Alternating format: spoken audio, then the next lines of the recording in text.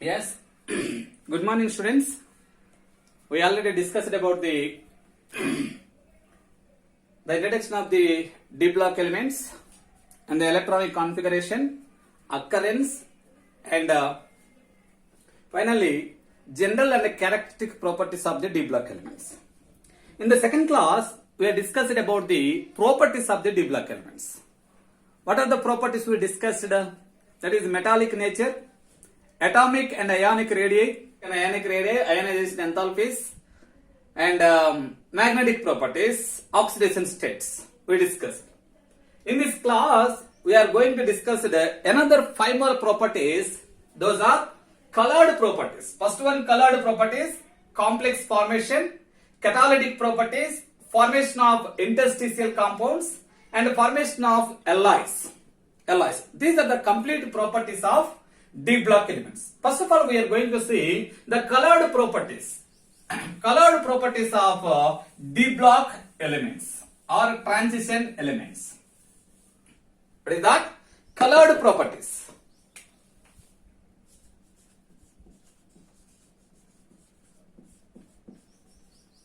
Colored properties. How the transition elements, they can exhibit color.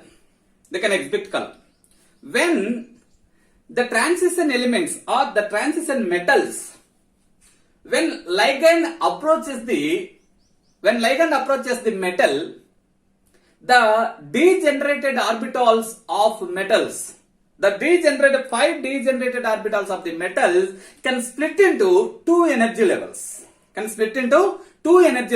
One is lower energy orbitals and the second one is higher energy orbital. Lower energy orbitals and higher energy orbital. When the D block elements, the metal D block elements, degenerated D block elements, 5 degenerate D block elements, D orbitals, when the ligand approaches the metal, these 5 orbitals can split into two energy levels. One is lower energy level, and the second one is higher energy level.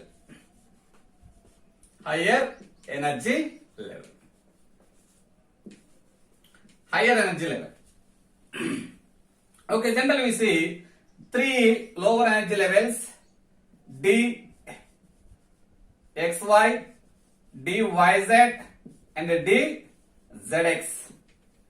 Higher energy levels are D X square minus Y square and D Z square in case of octahedral complexes. Okay, when that is this compound, when the compound observes some light, depend upon the frequency of the light observed, when the electrons present in the lower energy level, excited to the higher energy level. This energy excitation, it is corresponds to the light absorbed by the compound. Okay, when that excitation state that is unstable, that electron that is present in unstable state. That's why again it comes back.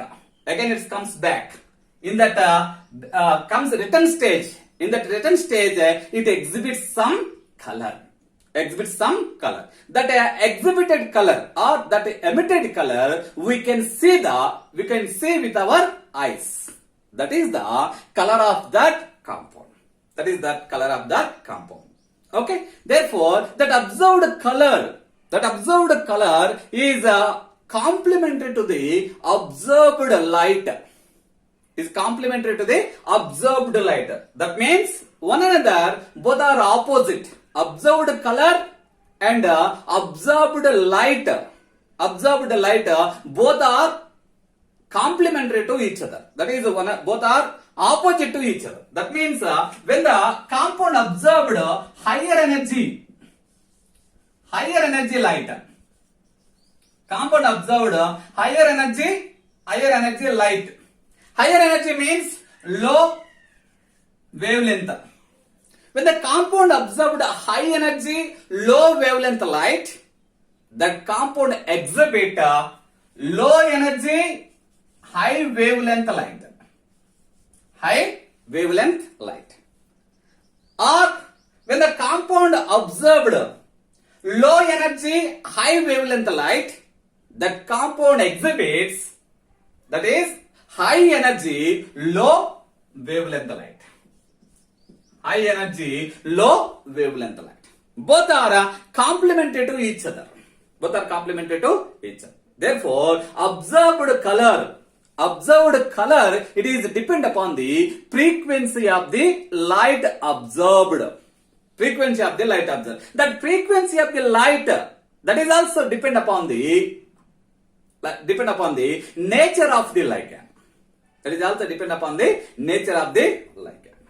That's why that is the d-orbital transitions. Transition elements, they can exhibit a color mainly depend upon the two properties. One is what is that? DD transition. One is what is that? DD transition.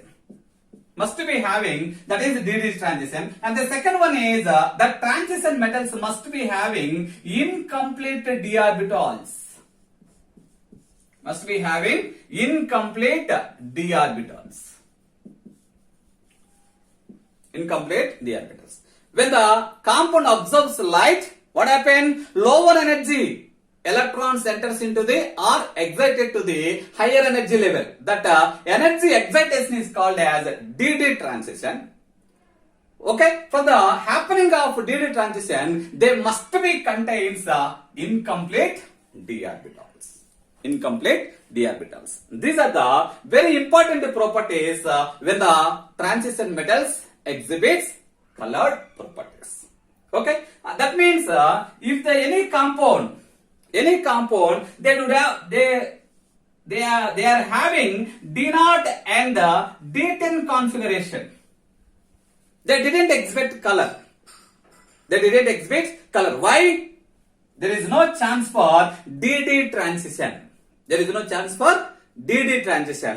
why only the compounds which are having incomplete d orbital configuration, they can only exhibit color. That means the transition elements which are having unpaired d orbitals, which are having unpaired d electrons, they can only exhibit colors. Colors. Suppose example you can see, that is scandium plus 3. Scandium plus 3, the electronic configuration is what is that? 3d0 4s0. 3d0 4s0. Therefore, d orbital configuration is 0. That's why this is colorless. What is that? Colorless. And the second one, chromium plus 1 oxidation state. What is the configuration? 3d5 4s0. Here 5 unpaired electrons, incomplete d orbital present. That's why this exhibits blue in color. And the third one, manganese Mn plus 2. That is what is that? 3d5 4s0. Here also d orbitals are incompletely filled. This can also exhibit color. The exhibited color is pink color. And the fourth one, that is copper plus 1. That is 3d. What is that? 3d10 4s0. 3d10 4s0 or plus 2 తీసుకుందాం. Suppose example plus 2. Plus 2, that is equal to what is that? 3d10 no color, colorless. Therefore plus 2 oxidation state. 3d9 4s0. This exhibited color is this is also what is that? Blue in color. And another example, Zn plus 2. Zn plus 2 configuration is 3d10 4s0. 3d10 4s0. D10, the complete configuration. What is that? Fully filled configuration. There is no chance for DD transition. That's why if the transition elements they can exhibit colors, they must be having incomplete d orbitals for the DD transition. That is the colored property of d block elements. Okay, second one, complex formation. Second one, complex formation.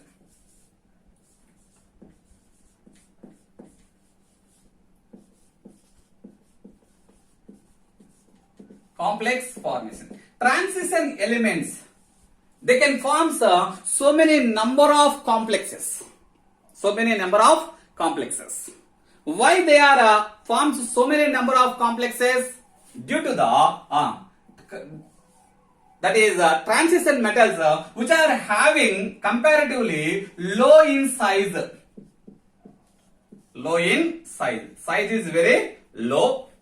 And the second one having, that is a high nuclear charge. High nuclear charge. And third one more important is availability of d orbital. Availability of d orbitals for the bond formation. For the bond formations. These are the three requirements. These are the three requirements when transition elements they can form complex compounds. One is low in size, and the second one is high nuclear charge, and third one is availability of d orbitals. Because of these three reasons, d orbitals transition metals they can easily form the complex compounds. They can bind the transition elements, transition metals, they binds the number of anions and neutral compounds. Neutral compounds, with that they can form the complex compounds. They can form the complex compounds. They are formation of complex compound. Examples are, what is that? That is FeCN taken 6 times 4 minus. Another example, FeCN taken 6 times, that is 3 minus. Taken 6 times, 3 minus. And one more example, that is Cu NH3 taken 4 times. Cu NH taken 4 times plus 2. Okay, and that is a platinum Cl4, that is plus 2. That is plus 2 configuration. Like this, FeCN taken 6 times whole for 4 minus, and FeCN taken 6 times 3 minus, and the copper NH3 taken 4 times plus 2, and platinum Cl4 taken plus 2 configuration. These are some examples of transition elements can form complex compounds like this. Okay, why they are forming? Why they can easily form the complexes?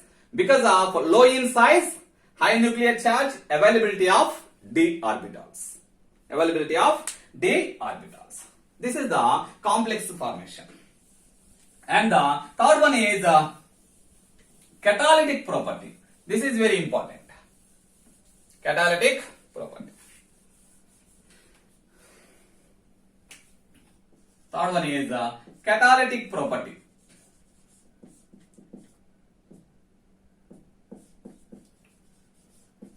Catalytic property. Transition elements like transition elements like iron, cobalt, nickel. Okay, transition compounds. Transition compounds like that is FeSO4, MnO2, and CuCl2,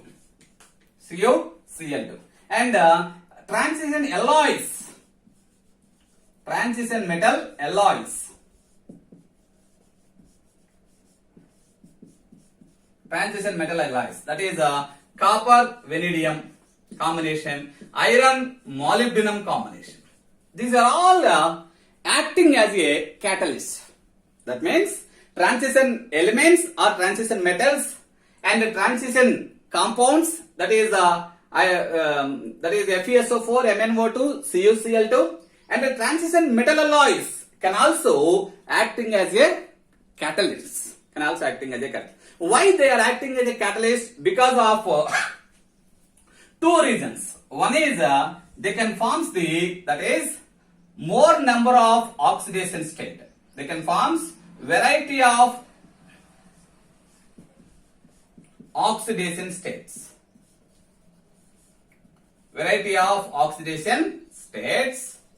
And the second one, they can provide that is surface area, high surface area.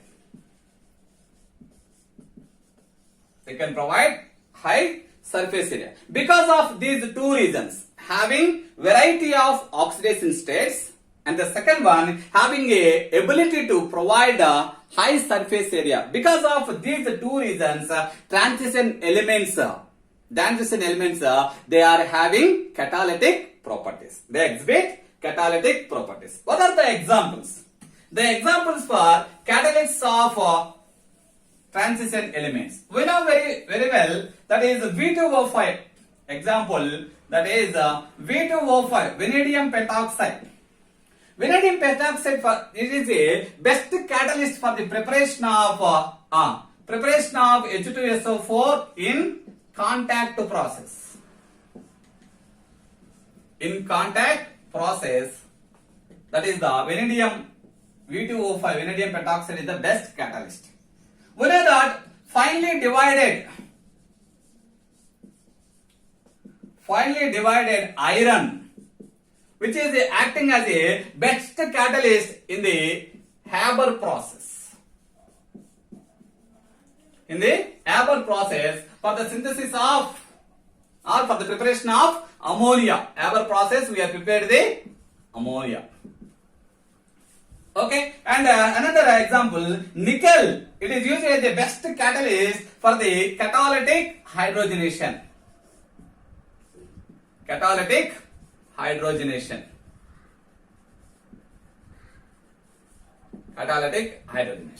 These are the best examples. One is vanadium pentoxide in contact process for the preparation of sulfuric acid. Finely divided iron, which is used as the best catalyst for the ammonia preparation in Haber process, and nickel, which is acted as a best catalyst in the catalytic hydrogenation of alkenes and alkynes.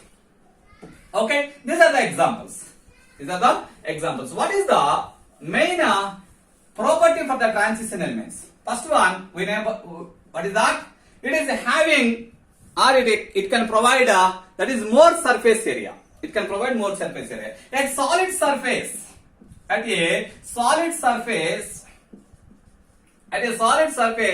catalyst involves the reactant molecules. Catalyst involves the reactant molecules to the atoms of surface of the catalyst.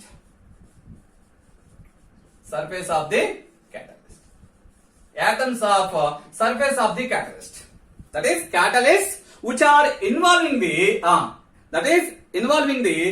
reaction between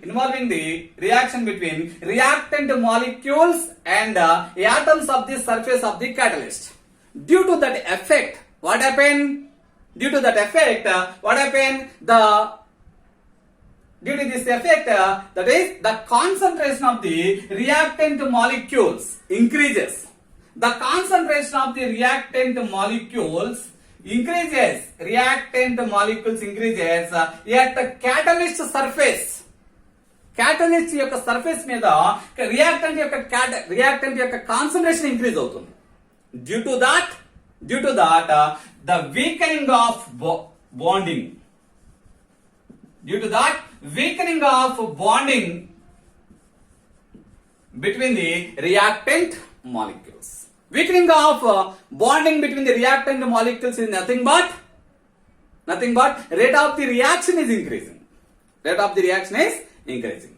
That's why that is catalyst transition metals which are using as a best catalyst for the enhancement of reaction. Enhancement of the reaction. And another property is having more number of oxidation states. Having more number of oxidation states. That means transition metals having a ability to exhibit that is so many oxidation states. That means they can change their oxidation states. That is also very effective property to effective the catalysis.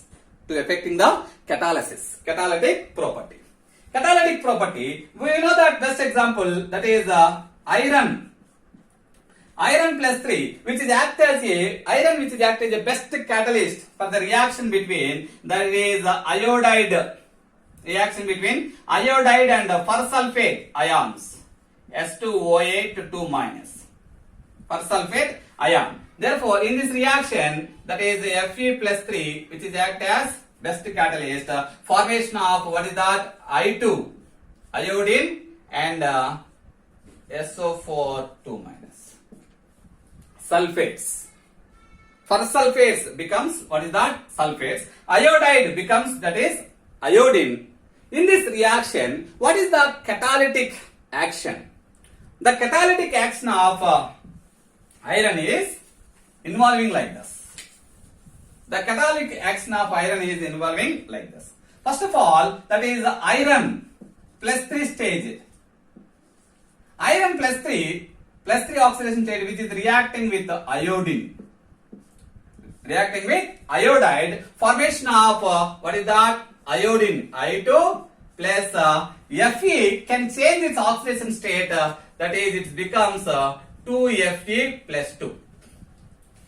Then the formation of Fe plus 2, it is reacting with persulfate ion S2O8 minus 2. When in this reaction, formation of again Fe changes its oxidation state and finally formation of sulfate ions. Therefore, iron can changes its oxidation state. That is the more useful for the affecting of the reaction. That's why transition elements having a availability to change its oxidation state, that is also best practice for the they are using effective catalysts.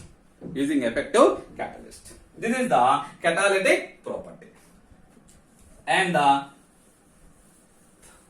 another one is interstitial compound. Formation of interstitial compounds. Fourth one, formation of interstitial compounds. Interstitial compounds. What is meant by interstitial compounds? A small atoms like that is hydrogen, carbon and nitrogen. These atoms are trapped. These atoms are trapped into a that is interstitial spaces of transition metals. Interstitial spaces of transition metals, they can forms the, due to that they can forms the what is that? Interstitial compounds. Interstitial compounds. That means that is hydrogen, carbon, nitrogen. These elements or these atoms, they are trapped into the interstitial spaces or interstitial gaps of the transition metals. That's why interstitial compounds are formed. The best examples are that is titanium carbide, molybdenum carbide, and MO2C, and Fe3C carbide.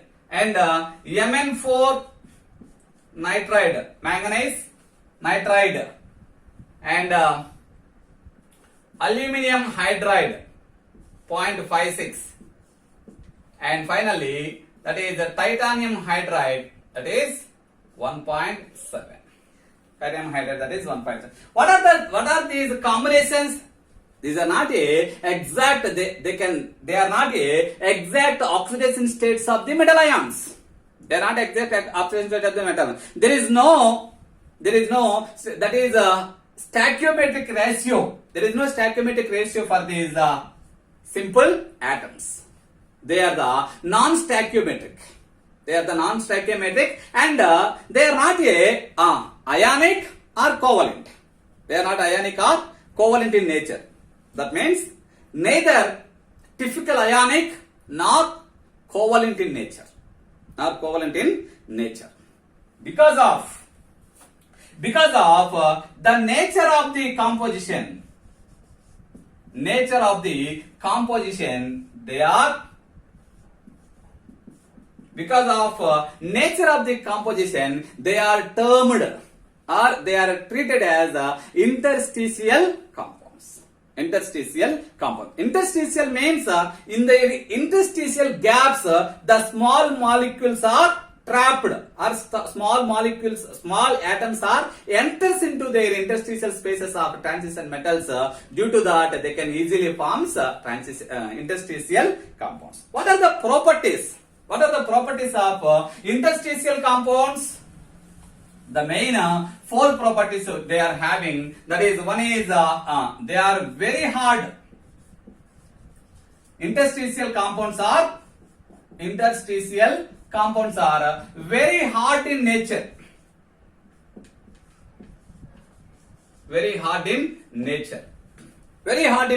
Say, some examples, some borides, they approaches the diamond in hardness. They are some borides. And interstitial compounds having high melting points.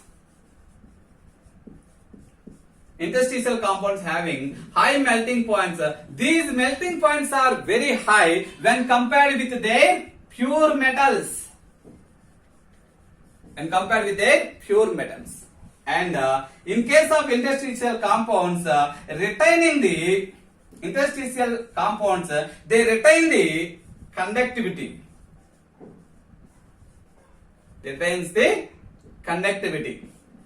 And finally, interstitial compounds are chemically inert.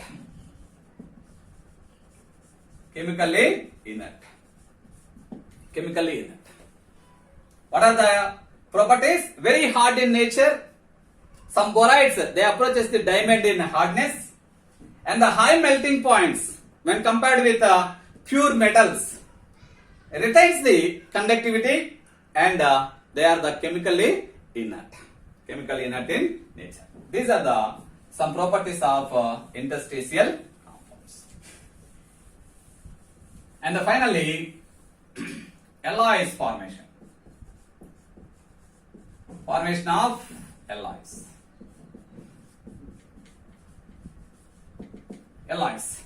What are the alloys? Alloys are nothing but blend of metals.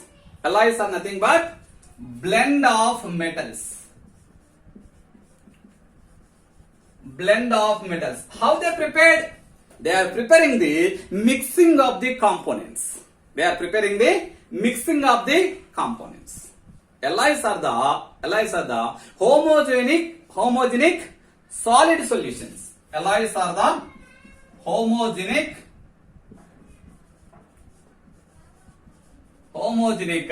solid solutions. How they formed?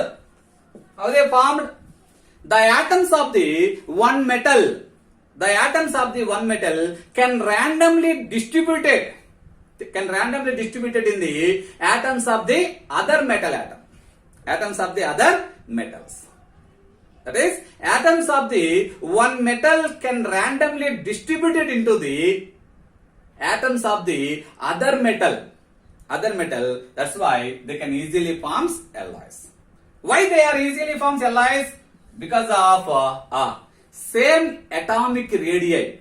The transition metals having same atomic radii, and there are similarities in some other properties. Transition metals similarities in some other properties. Due to these similarities, one is having, that is similarity in atomic radii and similarities of some other property. Due to that similarities, transition metals can easily form alloys.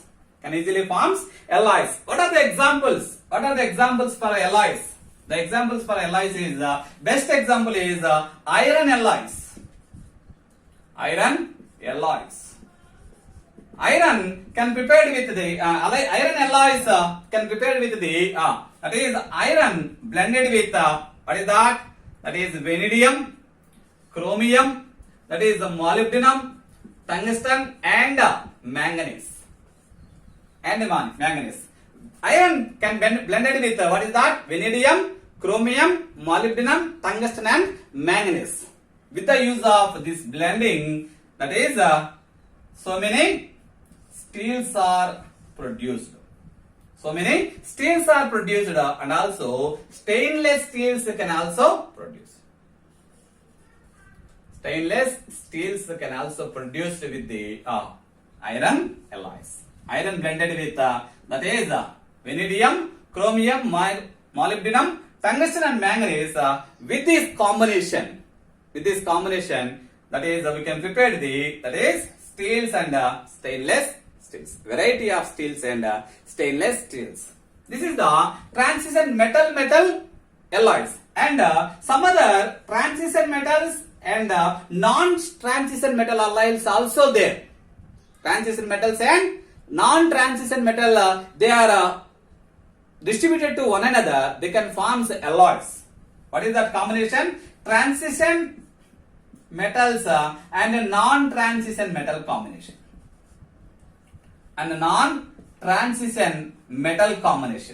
What are the examples? The copper, transition metals, and non-transition metal, that is zinc. This is the alloy. What is that? Combination is copper and zinc. The name of this alloy is brass.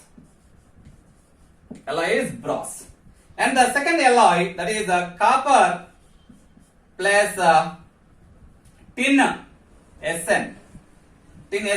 Therefore, the name of this alloy is bronze. Zinc, non-transition. Tin, non-transition. With the combination of non-transition metals also, transition metals can form alloys. Best example is brass and bronze. These alloys also having industrial importance.